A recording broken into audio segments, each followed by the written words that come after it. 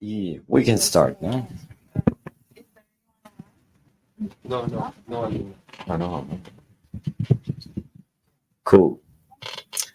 So let's open the mic for the audience. Is there any question?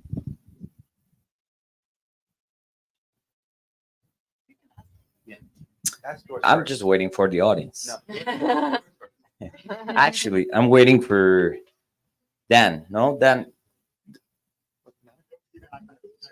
Yeah, because my question is for Dan and Bentley. Hey, can you adjust the live? Yeah, no, I know you're. Which Which one's yours? I did the last film. It was like Hungary. Please, it sounds familiar. Okay. So I have a question for you, Bentley and Dan. So I could notice that sound in both your films plays a crucial role for building a narrative arc. So I was just curious about what are the provocations behind those aesthetic decisions in choosing what kind of like sonic atmospheres to create, and also what tracks or songs to include in the film. Do you want me to go first? I wanted to make this immersive. I spent a lot of time on the sound, and one of my approaches as a filmmaker is I'm always trying to articulate feelings that I can't express with words, and sound is often a vehicle for such a thing. And this is a film or a video project about emotions, and a lot of those emotions are around grief and frustration. And I tried to find accompaniments to the images that would evoke those sort of emotions. The music is done by a guy named Grant Richardson, who is a noise artist, and I feel like he captures those feelings of anxiety and oppression pretty well. He recorded most of that music in the sewers of Minneapolis, so there is also sort of a metaphor there, because I'm exploring the seedy underbelly, as it were. And I think it was just an attempt to evoke these emotions and to immerse the viewer in something that I couldn't describe with words. For me, Behind the Sun, first of all, before we start, thank you everyone for being here. And thank you to my Mises, not just for this film festival, but for the documentary lab that I took part of my PhD program here at University of Colorado with Eric Coombs Ismail like 3 times in a row. And I'm still waiting for the certificate that's supposed to get me. So it means a lot to see people here who have offered feedback on the film throughout the edit. And some of the feedback has been on the sound design. And this is honestly a place where I, as a filmmaker, hadn't really placed too much emphasis in the past. I was raised as like a musician. I've always included music and various manipulations of sound, but not with the intentionality and the imagination that a lot of the work that you see here at this festival. So thank you everyone for bringing your projects here. And thank you to my Mises for support along the way. For me, Behind the Sun is a film that deals with contradictions or seemingly incompatible realities. So sound is one space that I like to explore that. You have it's a very somber, no music, minimal sound design moments in the film. There's also fairly almost oppressive electronic dance music. Those to me were just sort of some of the feelings similar to what was said over here about things that I felt in this space that visually may not be represented quite yet. Cosmic Cat is a Jeddah-based electronic musician. She has a track there throughout the middle sort of part of the film alongside Jan Dulce and Baltra that actually talks about, it's in Arabic, but it talks about this sort of relationship across dimensions and parallel universes. So there's kind of an Easter egg there that parallels what's being dealt with in the film. Any questions out there? Seems like many of the presentations. Wait for a microphone. Seems like many of the presentations were a repeat or a mirror or a upside down or other things. What about these loops or iterations were part either parallel or reversing? What did you feel the statement was there? I can answer that with my film. I feel like you know, everyone knows about George Floyd, but I feel like this was a terrible thing, a blip in a long continuum that seems never ending, and it seems like we're kind of stuck in a period of I don't know exactly what I would call it, like an eternal cycle of this sort of state violence and talk about things being corrected and reforms that never actually happen. So, you know, it's like we're in a purgatory. So I wanted to sort of evoke that feeling of never ending purgatory that everyone's feeling, a little bit of hopelessness there, even though there are moments of hope, of course, and ecstatic moments in the film intentionally, because it's still there. But there's certainly this feeling like things will never change because there was no significant reform in Minneapolis after this, unfortunately, even though there was a lot of talk about that. So that's just a, you know, a metaphoric representation of that. Like, here we go again. It could be any year in any city in America, essentially, for forever, but hopefully not.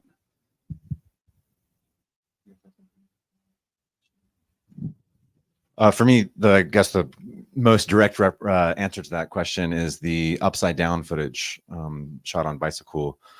There's always simple answer, maybe a basic, easy answer, and then a more thoughtful answer. Simple answer is my GoPro was upside down on the handlebars.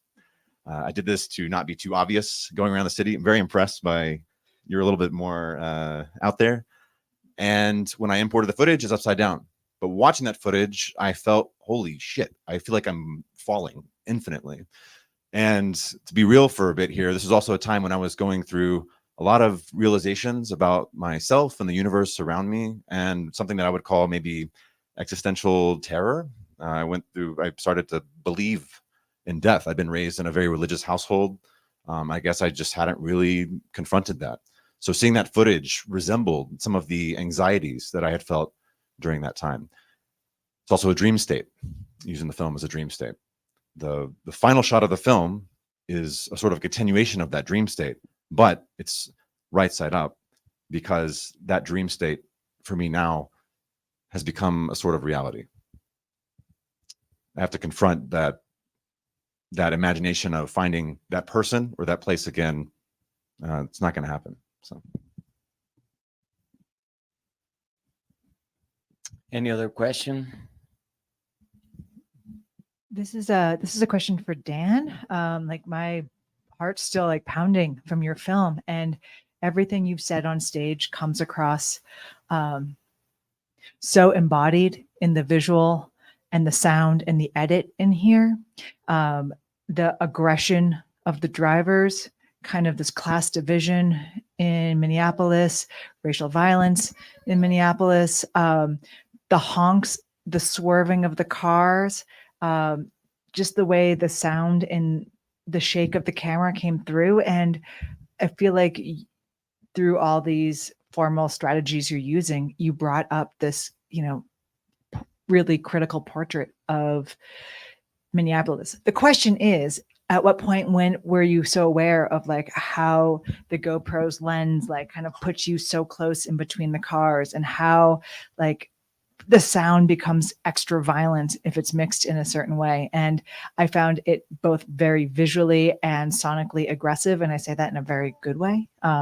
That like really resonated for me.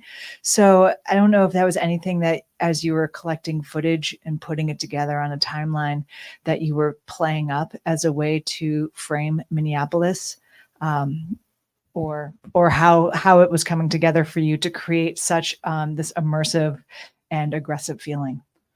So, actually, biking in a city feels more hostile than any sound design could possibly capture. I've been hit by a lot of cars. I've been to the emergency room. I've had traumatic brain injuries. But I didn't want to make a bike danger movie because that's a whole subgenre of films, and I didn't want to do that. So I didn't put a lot of those sort of things in there. But there's so much tension in the city right now. I thought that would be an interesting way to capture the tension, through the sound design of the film. And I've always had a problem with traditional documentary filmmaking and journalism, and experiences during this really clarified those feelings. So I wanted to do something that was as far away from journalism as possible, and I felt that, like, what would I call it, like a survey of uh, landscapes of disparity would tell more of a story than a hard-hitting expose or something, like a lot of things that came out. And I think it was important to show that people with money are still able to cloister themselves high up, while the world of Minneapolis is actually pretty hostile right now for working people, and obviously for Black folks. And it hasn't really improved that way. So I wanted to figure out a way to do that viscerally and not super literally. So that's what I was attempting with that. I'm just interested in every filmmakers to just mention a little bit of how you came up with the subjects and your style choice, in addition to Upside Down and stuff we talk about. So how I found the story and the project, I was working on a larger interactive documentary about the Mississippi River, and I was in Louisiana. I was lucky to get funding for this other project, and I was based there for a year. And I would meet one person, and one person would introduce me to another person. And they're like, you should talk to this person. And that's how I came to meet Thomas Gonzalez. And I'm really interested in stories about place. I feel like I yearn for like a deep connection to place, and I've kind of lived a life where I've been really transient. I think a lot of people now more than ever have very transient lives for different reasons. But like people who have like very deep connection to place, and Thomas Gonzalez is certainly one of those people, as you can tell. And he's quite a character. And I just wanted to let him tell his own story, and for the landscape to speak for itself. So. For me, my film was the last one in Hungary, and I got a grant to go to Budapest to make a totally different film that just never came to fruition because no one really wanted to collaborate. Originally, I wanted to shoot a structural documentary in an apartment block, 10 apartment buildings that were all structurally identical, and then connect these portraits through sound that bled through the walls.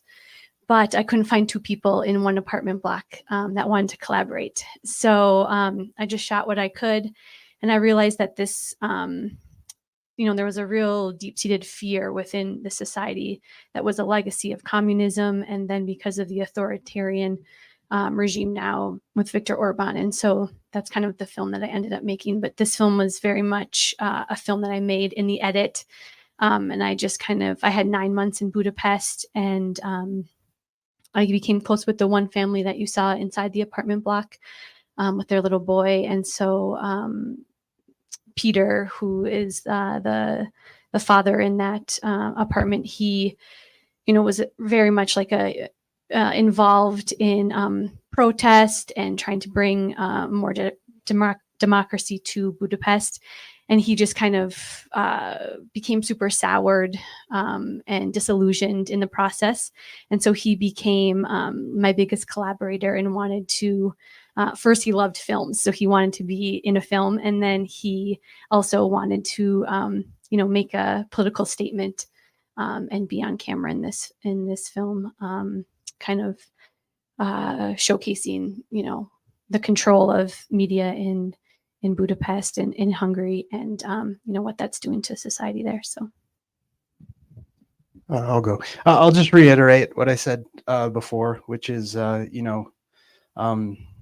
shortly after George Floyd's murder, people saw what was happening in journalists and documentarians saw what was happening in Minneapolis as kind of an opportunity to generate content. And a lot of people showed up there, and it was the center of the news cycle for about 2 weeks. So I made a very conscious decision not to take my camera out during any time while that was happening, while the city was on fire, for a lot of reasons. There's a practical reason, which is that,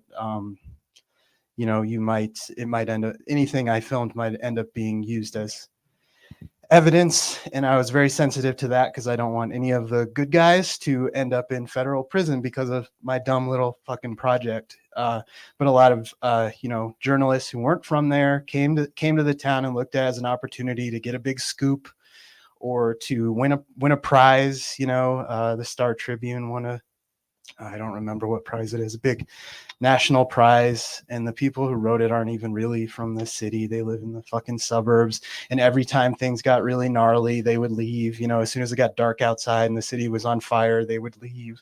So I felt some kind of way about that.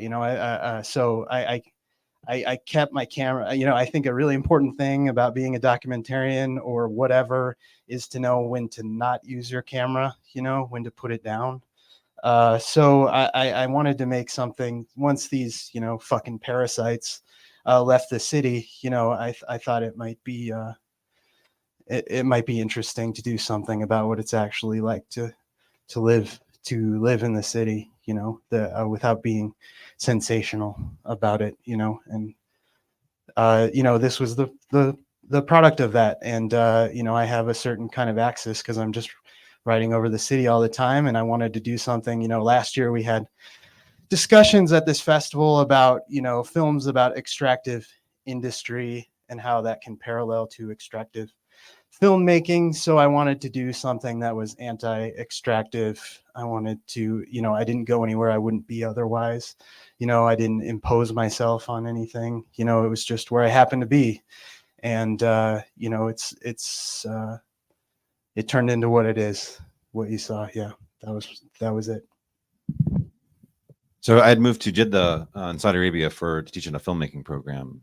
I had grown up in Chad, a couple countries over, so I learned Arabic as a kid. And Saudi Arabia at the time was sort of preempting, cinemas were banned and closed, or didn't exist, but it was sort of preempting this wave that's currently taking over the Arabic-speaking industry, more or less funding-wise. You can debate that. There's some other Gulf countries that are doing their thing as well. Anyway, so I moved there for this program, and during that time, as the film depicts, there's a lot of really exciting film work that's happening. And I came to Colorado with this idea that I would be, workshopping a larger project that goes behind the scenes on film sets, and that was often a role that me and my colleagues, like professors in the program, would do in support of just local independent filmmakers to go be part of the BTS team. And I've worked in archival assembly films before. So, constructing something out of what it may not have necessarily been meant for was something I was really interested in. To get to Colorado, and now to continue the existential terror thread, I was really looking to learn a lot more about the cosmos, about the universe around me. And so getting to a little bit of theoretical physics and astrophysics and cosmology. And luckily, our program, the Critical Media Practices, is right across the street from one of the physics buildings, which has a weekly astrophysics seminar.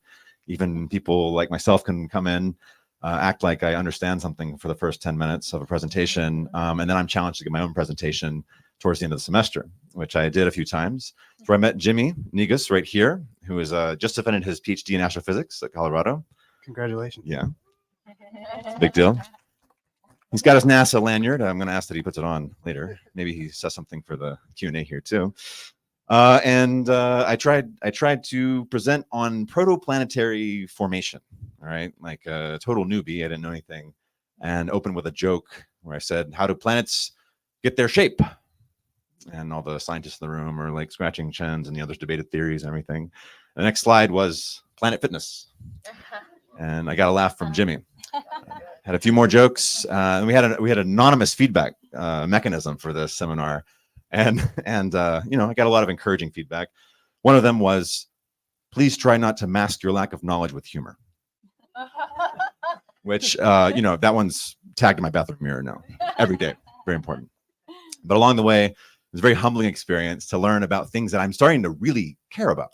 You know, this overlap between art and science, or maybe not even saying an overlap, not even dividing those two, is something I've been, again, learning from filmmakers who are sitting here in this room through Mimesis, this edition, previous years, and something that I've been wanting to explore as a passion. So that's kind of the origin story for it. Jimmy, astrophysicist, went to Hot Docs in Toronto, his first film festival ever, and wowed all the hipster filmmakers with the black hole tie. So thank you, Jimmy.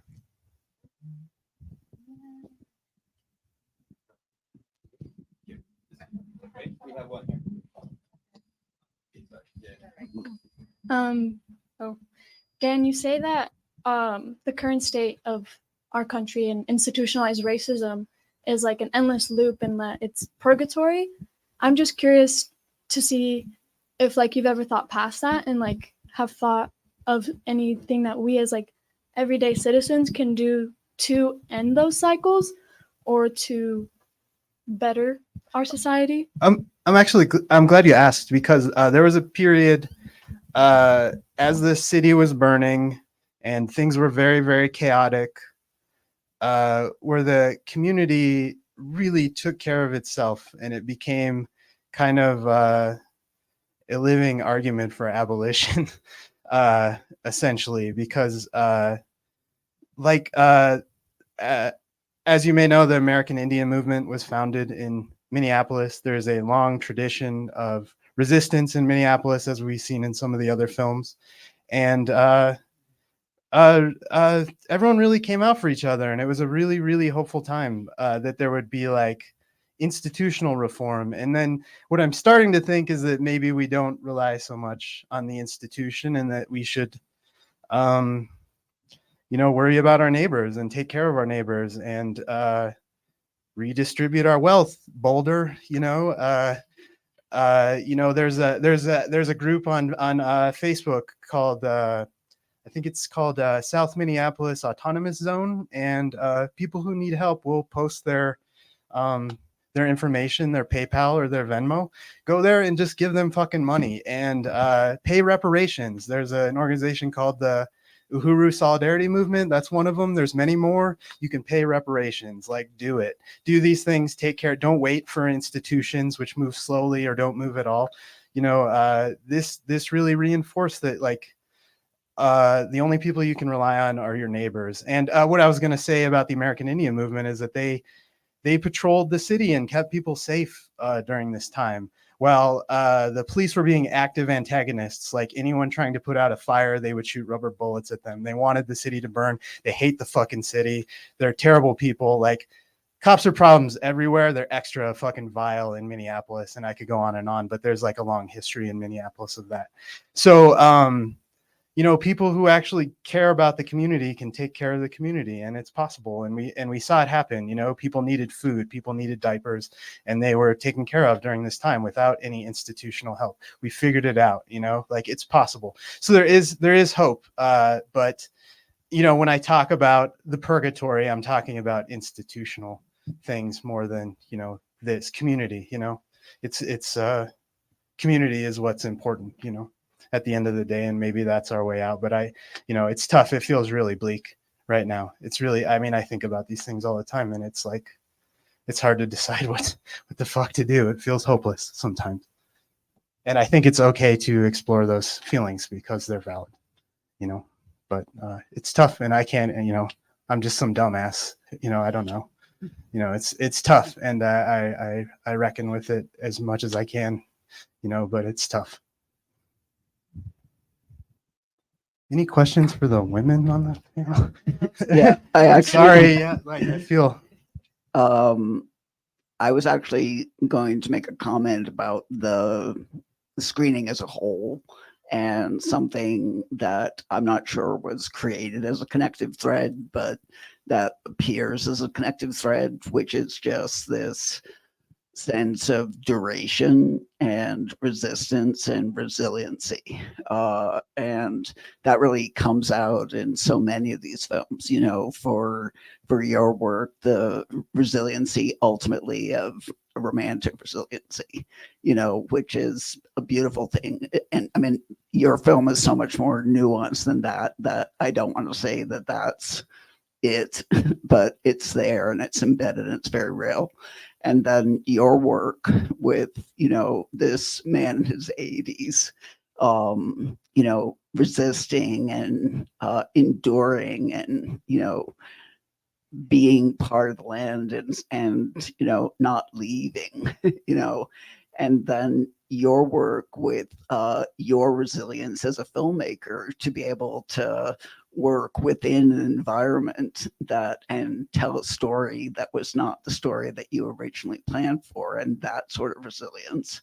And last but not least, your work and this physical momentum, which is self-propelled physical momentum that is such about, you know, endurance and resilience. And I just have one sort of final question again for you, just because, you know, I was in and around Minneapolis during that time, and this is probably too much of a suggestion, but have you consider doing a bicycle projection of this film and, you know, setting up a screening and projection system on your bicycle and showing this around the city in that form?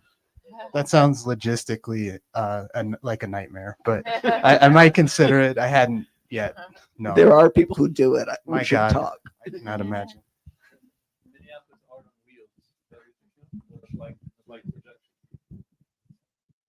Well, there's so many cool things happening there that I know nothing about. It's really a magical city. I love that place. I hope it came across, because I'm not angry. I think it's I think I feel like it's the center of the country in literally, and also it represents all the terrible things and all the wonderful things about American cities. And I have a great affection for it. And of course, Prince is from there, so it's obviously a very special place.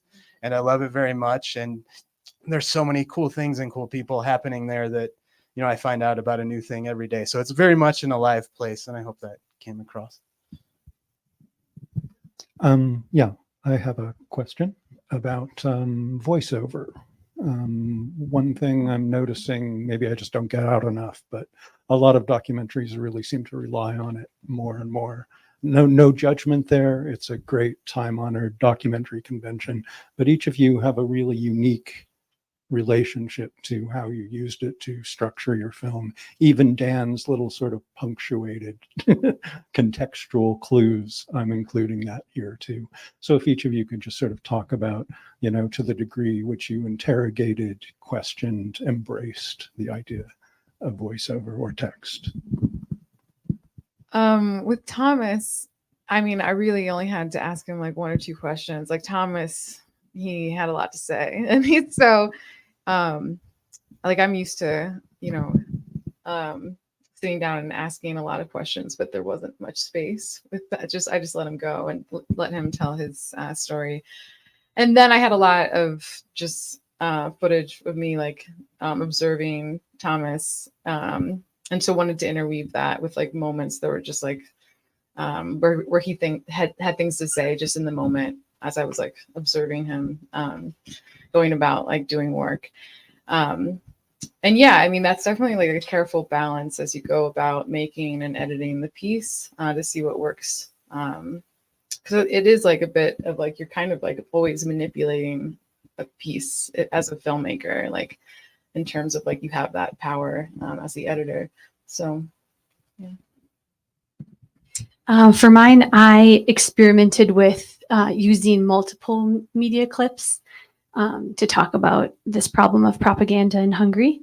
But I thought that it was more powerful to hear like a 7-minute uncut piece from the news because you really understand how propaganda works, the repetition, the pace of it.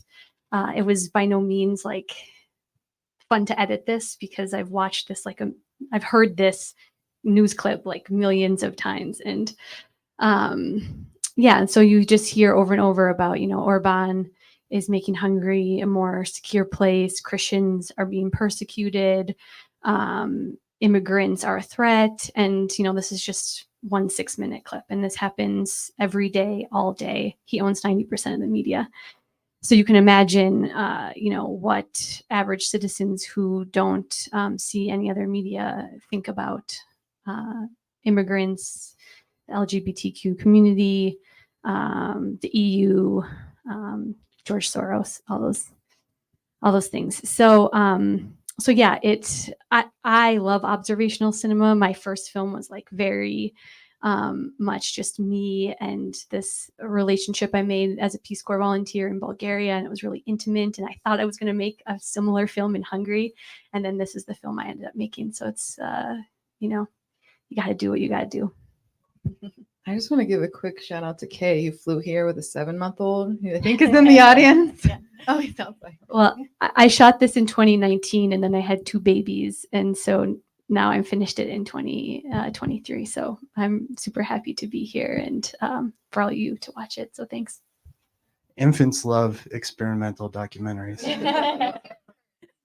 I got super excited. Yeah. I've been doing this for a long time. I've made a bunch of documentaries, and I always have a lot of voiceover. So I just wanted to do something different. And even though this is like literally first person, I wanted to make it more universal because, like I said, I feel like it's about every American city, and it's about anyone working and trying to pay their rent in any American city. It's about the same things that are everywhere else. So I tried not to editorialize explicitly other than like flipping off the precinct or whatever, so it was just, for me, I was just trying something different because this was a different sort of project than I've done before. Yeah. For me, I think to not have narration would actually be the ultimate. And every time I write something or script something, it's to provide perspective that isn't present in the or sonically or orally in the film itself. And I wind up stripping down too. And even watching it today, I want to remove so much more. Even though this is like the final form of the film. Mariam Tafakuri has a couple really great pieces that use text, no voiceover at all. They're not even, sometimes there's not even audio between, characters. And several films in my Mises program this year have employed that as well. The use of text and sort of in place of what could have been a voiceover narration. For me, because this film took a very personal turn, especially when it began to go into this direction of the breakup, it became a letter to that both person and city. And then I had the choice of language and the Arabic that we speak. This person is from different ethnic backgrounds, but a citizen of that country. I am from the United States originally, and I moved to Chad as a kid where I learned Chadi and Arabic. We wind up meeting in the middle somehow. And there's a degree of like hierarchical discrimination and judgment on Arabic dialects, which is a thing. And so it's very weird because, I arrive in this country and, I'm of the Caucasian persuasion. And when I speak Chadi and Arabic, people are like, what the hell? Like they'll say like, oh, but you sound black, or you sound African, or you sound, and all of those adjectives for them have kind of a, whether in jest or serious, they detract from it, so there's something of a, I think it's important to hear those dialects on screen. And future films, the next couple in line right now, I don't have any voiceover, but the people on screen generally will be speaking those dialects of Arabic, if that makes sense. I really enjoy dialects and language too. So I had a lot of rewrites where I was kind of saying exactly how would we have said this between these two individuals, regardless of the context, linguistic context around us. I have one of those very annoying comment questions. Kay, when your piece ended, I kind of realized what the program was about, at least for me and what I was getting out of the program. And it kind of called me back to the line in Bentley's project where he's asked by the driver, what's your nationality? and he says, what does it matter? Right. And, okay, in your film, obviously, it is dominated by this kind of ideological discourse around nationality. And so it became very clear all of a sudden that that was something that was going on in all of these works. So I do hope that you all respond to it. But like, to what extent do you understand national identity, nationalism, nationality as impacting embodied experience, like in the world, on the body itself, inflicted on the body itself, but also on personal spaces that bodies inhabit, which case film I think is really like that. We haven't talked about that aspect of it, that this is a very domestic space that this is all taking place in. You're not showing us like a montage of news clips, right, that just appear on the screen. They're in some kind of a context, and I think that's really important. So yes, to what extent does, I guess, nationalism, national identity, nationality impact upon the body and personal spaces and personal experience in each of your works? Well, as filmmakers, we're always asking this question, like, why am I making this film? And originally, my grant was to explore these Soviet blocs that I became interested in Bulgaria as a Peace Corps volunteer. And I really had no connection to them. It was just, I was really interested in, all of these uniform structures and how you could make them individual based on, every individual and their material culture and who they are. But then as I started to shoot this film, I started to see a lot of parallels between, when Viktor Orban was invited to the White House, this became a story about, my nation, not just Hungary, where I was. And I started to see the parallels even more so as I shot it in 2019. But then, I had these babies and I took some time off. It was the pandemic.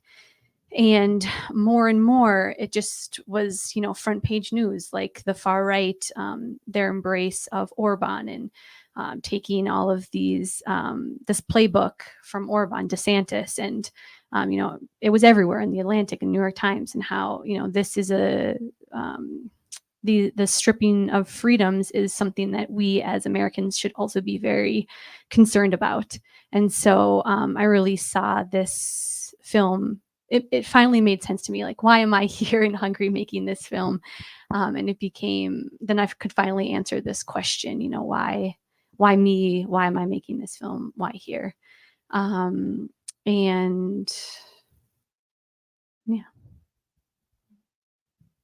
Something I've been thinking a lot about, especially living in Boulder County and having lived in different places, like particularly in New Orleans, it's like you live in a place where you're confronted on a daily basis with climate change and failing infrastructure and race and poverty, where here I don't feel like that's on, like, I'm not confronted with those realities. And I think about people like Thomas Gonzalez and like their realities and what they are confronted with as a result of living within a certain landscape, and how that impacts your identity and how you perceive the world. I mean, particularly too in that region, like I have a series of other short films that go into this, but this piece doesn't talk about it, but like the influence of the oil and gas industry within that area. I mean, that's largely another massive reason that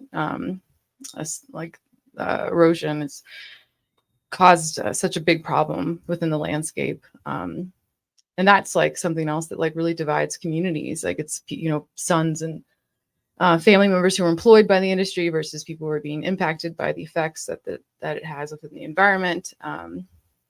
And yeah, I mean, we are all connected to those. Like we're in a room that's powered by these things that, are fossil or energy economy. But it's like, when you live within a landscape that you are confronted from where that resource is coming from, or how it's impacting your neighbors, versus like we're in a place where you don't have to think about it. Like that's something I think, I question a lot and think about in the work. So.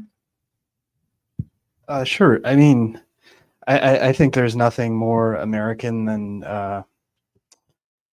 this anxiety, this economic anxiety, this constant, having to put yourself and your body in danger just to barely survive and barely pay rent in a place that has a very special brand and history of economic oppression and racist oppression and things like that, you know. So these are all things I was thinking about, you know, like what's uniquely American. Constant anxiety about being fucking shot, you know, seeing bullets in the street all the time.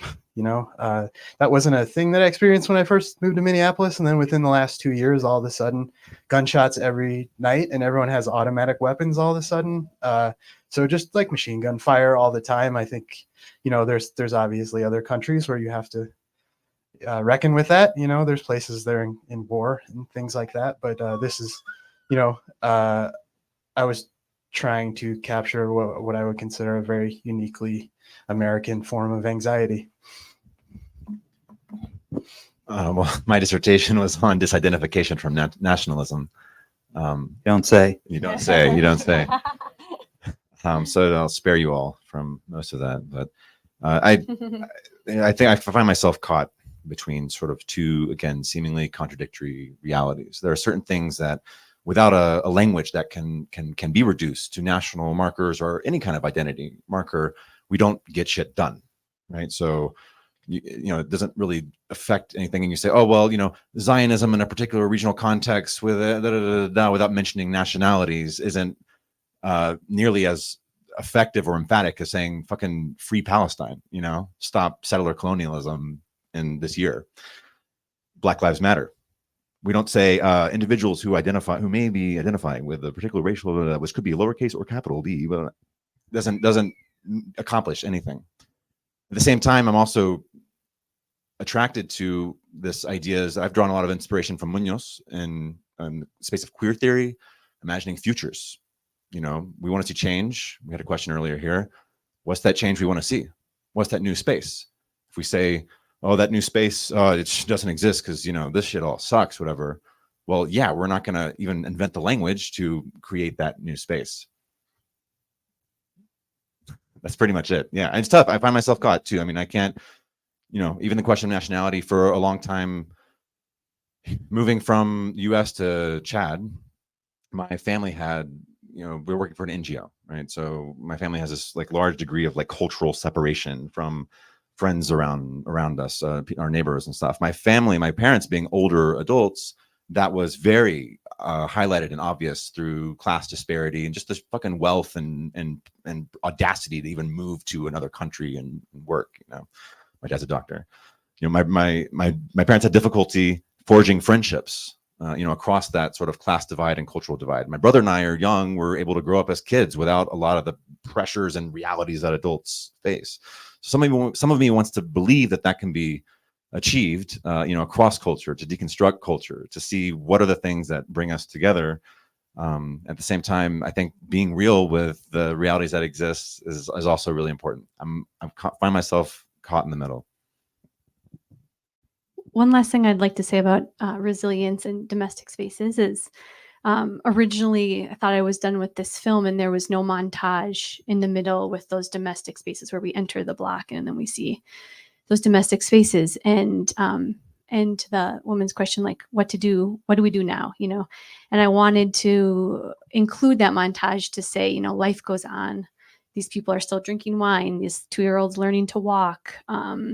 These people are still living their lives despite this one man who, you know, has too much power and is stripping away their freedoms. So I thought that was really kind of, you know, Hungarians told me, don't make a film about Orban. Don't make a film about Orban, because that's like all we hear from Hungary. And so I thought, you know, the montage is really kind of an FU to Orban, like life goes on despite this man. So That was my favorite part of the film. Thanks, guys. Thank you. Thank you very much.